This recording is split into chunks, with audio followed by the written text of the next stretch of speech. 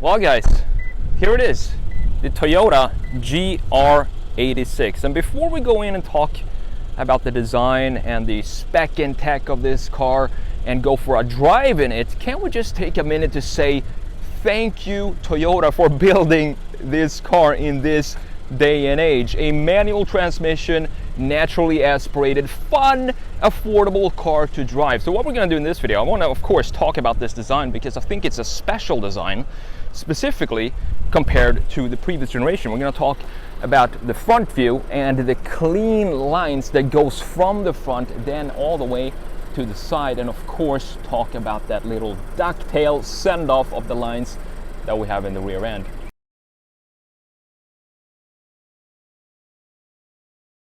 So let's start with the front end of this GR86. I think when I first saw this now in real life, I thought it looked a lot more expensive than the previous model, and I think that has to do with the clean lines that they replaced the old lines with. The old lines looked a little too messy for me in the front end, specifically looking at the headlights. And I think just by looking at this little design feature right here, the headlight, it just makes it look like a more upscale model in my opinion. And then we have a clean line for the front end grille. We have this lower little lip right here, and look at this, I can put my finger in here. That means that Toyota decided to put some fake vents on the Supra but not on the GR86, which is pretty cool. Now one little detail that I think I made a redesign of this, and if I remember correctly, what I wanted to see in the redesign was that these lines right here, you see this black graphic, this trim piece that goes around here, I kind of want that to cut off before it hits the ground to create this base for the lower part of the grille, kind of have a foundation that is the body color and have that stretch into this design across this black piece, so it kind of creates the same line going from this side lip right here and into the side fender as well, just to create the foundation. I think that would make for a better design to build up the front fascia on. But other than that, I mean, comparing it to the previous generation, this is definitely a big step up in my opinion. And then you have these gorgeous lines on the hood, if you can see those going into the grille and creating a little bit of an angle on the top part of the grille right here. Very beautifully done. And I think if I were to pick between this and the BRZ, this is definitely the design that I would prefer personally because of the simplistic intake in the front end grille. Before we go any further in the video, I'd like to ask you a question. What if you could invest in classic and exotic cars without necessarily having to purchase the entire vehicle? I don't know of a company that does that with cars, but fortunately Masterworks has figured out how to do that with contemporary art. Here's a fun fact. Did you know that the total wealth held in art is estimated to be worth $1.7 trillion, and it's expected to grow by 900 billion by 2026? That's where Masterworks come in. I've always been a fan of Picasso's abstract portrait style of painting, but purchasing an original Picasso is, as I'm sure you know, very expensive. Masterworks.io has emerged as a platform that lets people like me and you invest in paintings from artists like Banksy, Monet, Picasso, and other iconic artists for just a fraction of the cost of purchasing an entire painting. So I'm not one for high-risk investments. Masterworks know what they're doing when it comes to selling art, and they're already valued at over $1 billion. In fact, they returned 32% to their investors in 2020 and 31% in 2021. And on top of that, contemporary art prices outpaced the S&P 500 total return by 164% from 1995 to 2021. Getting started with Masterworks is super easy with just a few clicks. You visit the website, create an account, and then you simply browse their artwork. You can sell your shares on Masterworks secondary market. To gain priority access, click the link down in the description, and by doing so, you're also helping out the channel. So go check it out and start investing in artwork today. And thanks again to Masterworks for sponsoring this video. As you know by now, my favorite view of any car is this view view. The side view, it gives you a nice overview of the proportions of the car, of the stance of the car and the volumes and the line flow that goes into a car. And what I love about this design is that we have this thick, massive rocker panel down there. So if you look at it from this view, you can see just how far this thing sticks out, and it creates a very nice planted look when you look at it from, specifically I would say, a 3/4 rear view. We still have a shoulder line that is kind of split in two. So we have this line right here, if you can see that, and then we have a second shoulder line in this area. So it kind of creates a bit of a confusion for me looking at it in this surface with two shoulder lines splitting and going in two different directions, but it's so subtle that you can only tell that they're there when you look at it in a specific angle. Then moving on to the front end, we have this line that kind of dips in, so it has a downward angle to it and doesn't connect to anything in the rear. So it feels like a little bit that the front fender right here, it's a little busy, and this rear fender also a little busy. In the middle, in the door panel, there's nothing going on. So what I would love to have is this line connect into the door and then maybe fade out at this point to create some sort of lines and line flow that will continue from the front fender and then kind of stretch a little bit into the middle section of the car. It's a very clean design, and I really think the side view as well as the front view and the rear makes it look, again, like a more expensive car than what it actually is. Another detail I want to point out is this air outlet right here. So you have some plastic things here.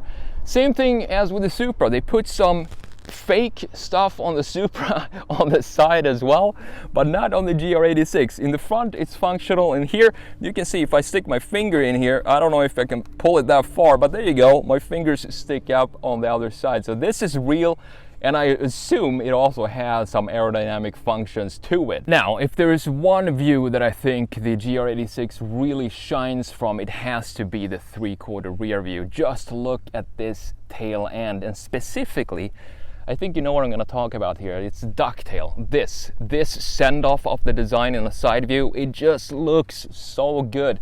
I think this is an additional part, so this is the GR version of the ducktail, so it sticks out a little further than on the base model.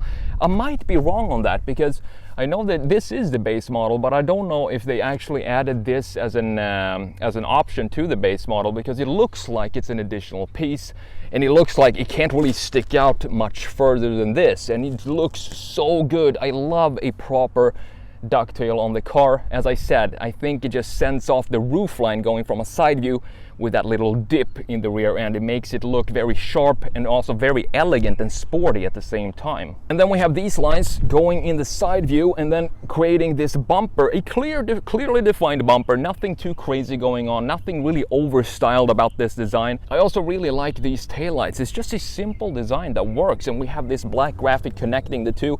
This is not a light bar, which seems to be, you know, the trend of the last 5 years. This is actually just a black trim piece, but I think it works because it connects the taillights in a beautiful way and also separates the ducktail a bit more and makes it even more pronounced than what it already is. Moving down to the bottom part of the rear end, we have these two tailpipes symmetrical, which I love. You know, I love when they have two round, simple tailpipes. Diffuser a bit stylized going up right here, which I think looks good because it removes the height or the visual real estate of the red bumper right here. It kind of cuts in a little bit to it. And then we have some sort of F1 inspired brake light in the bottom with the reverse lights right next to it. You are now joining me inside the GR86, and it is very tight in here, but I kind of like it that way. It's supposed to be a small, tiny little go-kart style of car, and that's actually what it feels like sitting in here.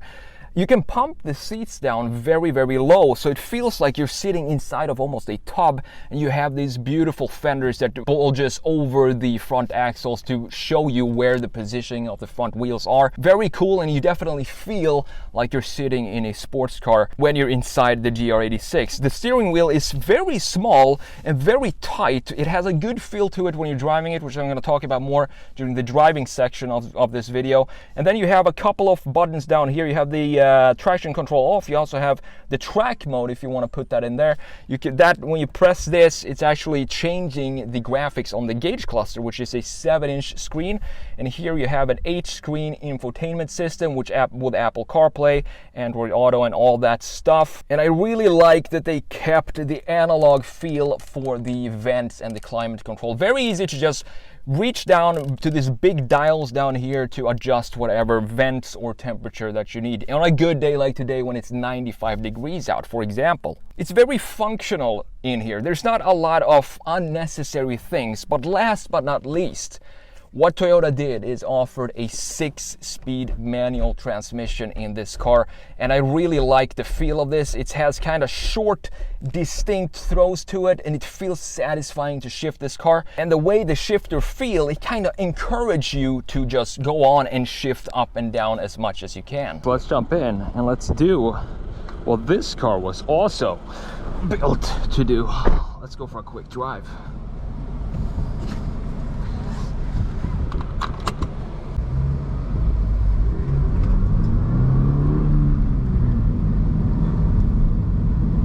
Right from the start, you can just feel that the steering is super responsive, and there is absolutely zero play in it, which it shouldn't be in a modern sports car, but it feels very good because the steering wheel is so tiny. It's a small little thing, and it feels very easy to handle and to kind of just put wherever you want it to go.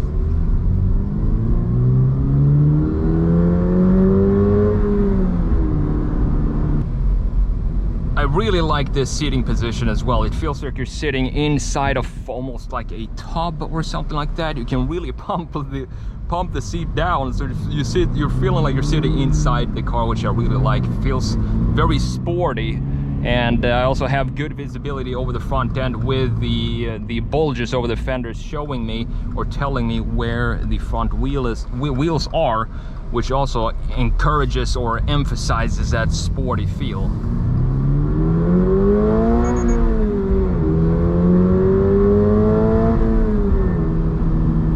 So it has some power to it. I mean, it's 228 horsepower, 184 pound-feet of torque from the 2.4 liter Boxer engine. It feels like it has just the right amount of power to it, and also that in addition to this beautiful steering that we have right here, it just gives it a very, very nice sports car feel. And I'm sure you know that already if you've driven for example, the old one has the same kind of feel to it, although this has, I think, 24 more horsepower, but the proportions stayed almost the same as the old one with the new styling, obviously, which I think makes this looks like such an upscale model compared to the old generation. So while we're here at stoplight, let's have a listen to what this bass sound system sounds like. This is the base model with the 6-speaker sound system. If you upgrade to the premium one, you're gonna get 8 speakers. So here we go, let's have a listen to this one.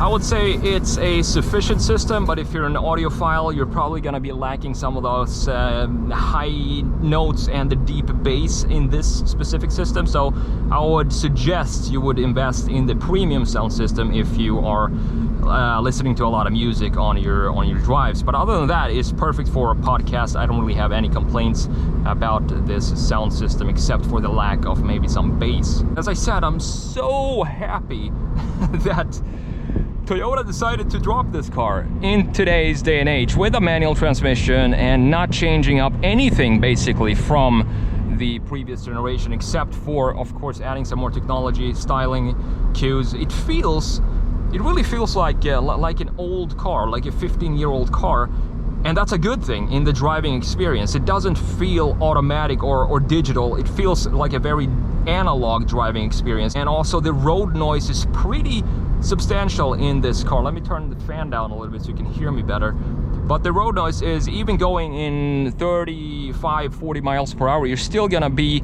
hearing some of the road noise, which I'm not really used to in those kind of speeds. And it gets pretty high when you go on the highway, which we're gonna show you in just a second.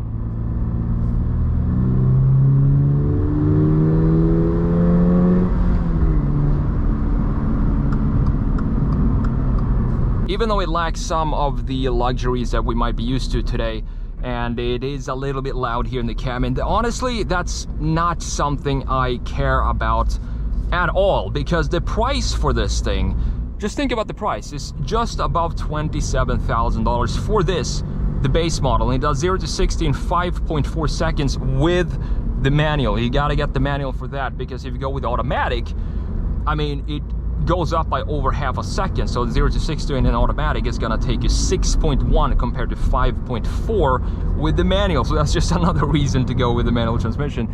Base price is just about $27,000 for this car, and that makes me forgive a lot of the flaws that it has in terms of, as we just talked about, some of the quality issues and the materials and so on. It really doesn't matter to me for that price. And if you go up to the premium, you get some Alcantara stuff on the inside, you get a better sound system, different wheels and tires, and that will cost you just over $31,000. So still a really, really good deal, in my opinion, for a car like this. These are getting rarer and rarer, as I've said before. When I drove the Miata, this feels like a modern day Miata NC or something like that, with all the technology that we are used to having in today's cars.